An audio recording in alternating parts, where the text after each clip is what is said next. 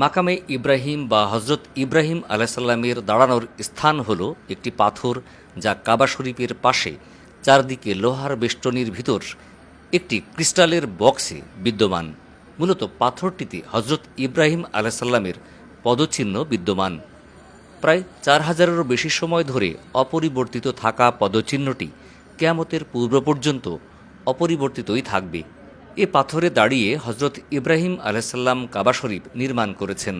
বিশ্বাস করা হয় যে হজরত ইব্রাহিম আলাইসাল্লামের মোজেজার কারণে শক্ত পাথরটি ভিজে তাতে তার পায়ের চিহ্ন বসে গিয়েছে।